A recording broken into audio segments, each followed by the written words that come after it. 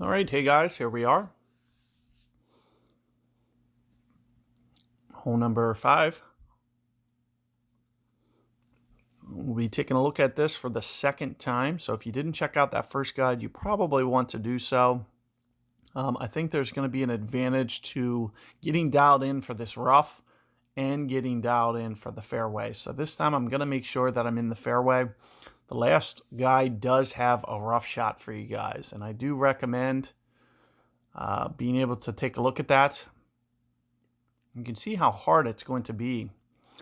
That kind of counter spin effect is going to really make it hard to stay over here in this fairway. So you'll want to, so I'm thinking somewhere right around 5 bars.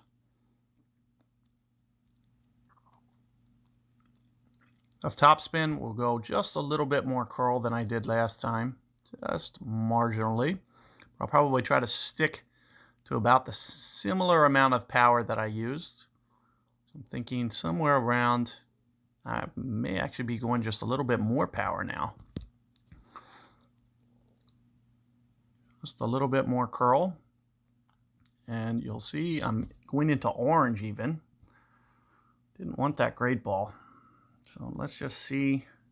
Hopefully I kept off enough spin to keep this into the fairway. It looks like it's just going to roll out. If I would have hit the perfect ball, it was probably okay. I'm just going to pitch this out to the side for you guys so we can still get that fairway shot. You know, the one thing I might have is I may have thorn on accident.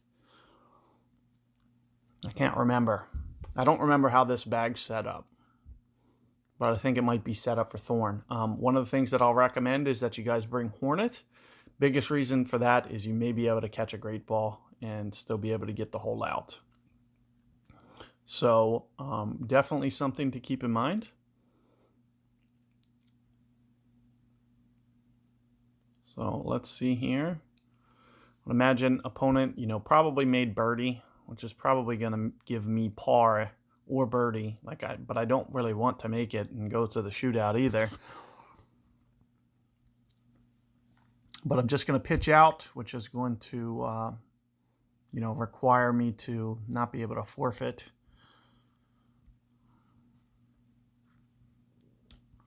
So this is more or less, kind of the best that we're going to be able to get. It's like over here to the side just a little bit. And that's where I'll try to get you guys the guide for it. Like I said, Hornet's going to be a little bit more beneficial than Thorn. But we should be able to do either. So let's see what my bag's set up like. I do believe it is Thorn though. I kind of just wasn't thinking. And there's really no use for Thorn on this whole setup. So you really could just set your bag up for Hornet and just keep that on. But you'll see, we're right towards the max with how much we're going to need to use this. It's very close. Be 4 bars here, somewhere like this. And I felt like so we're kind of a little bit towards mid, just a little bit.